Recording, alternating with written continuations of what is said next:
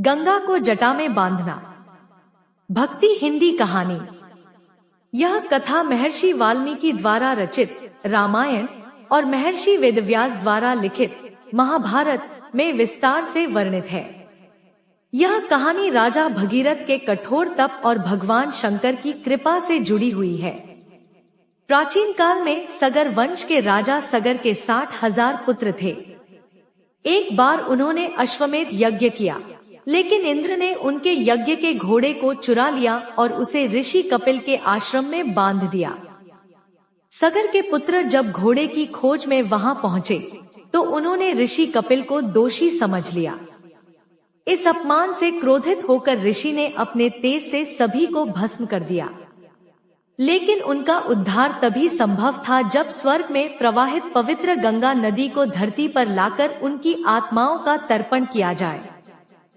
राजा भगीरथ, जो सगर के वंशज थे, अपने पूर्वजों की मुक्ति के लिए कठोर तप करने लगे।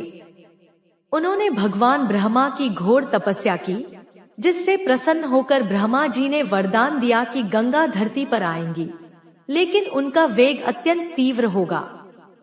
यदि सीधे पृथ्वी पर उतरी तो उनका प्रवाह पृथ्वी को विदीर्ण कर सकता है। ब्रह्मा जी ने सुझाव दिया कि गंगा को धरती पर लाने के लिए पहले भगवान शिव को प्रसन्न करें, क्योंकि केवल वही गंगा के वेग को रोक सकते हैं। तब भगीरथ ने कठिन तप कर भगवान शिव को प्रसन्न किया। जब गंगा स्वर्ग से पृथ्वी पर अवतरित हुई तो उनका वेग अत्यंत प्रचंड था। यदि उन्हें सीधे पृथ्वी पर गिरने दिया जाता तो पृथ्वी नष्ट हो जाती।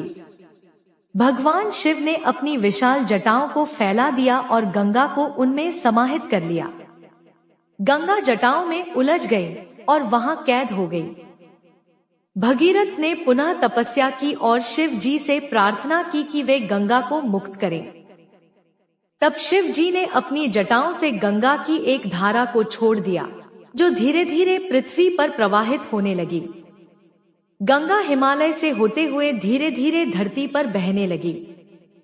भगीरथ के मार्गदर्शन में वे कपिल ऋषि के आश्रम तक पहुंची और वहां उनके जल से सगर के पुत्रों की आत्माओं को मोक्ष प्राप्त हुआ।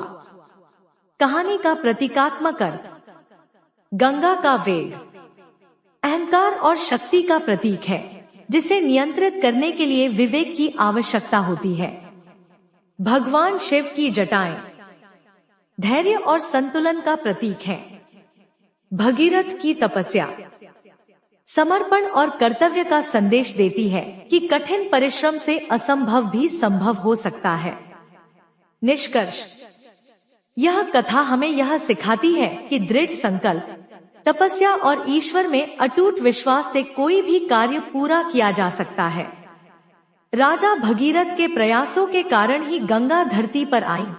इसलिए जब कोई कठिन परिश्रम करता है और उससे बड़ा कार्य सिद्ध होता है तो उसे भगीरथ प्रयास कहा जाता है।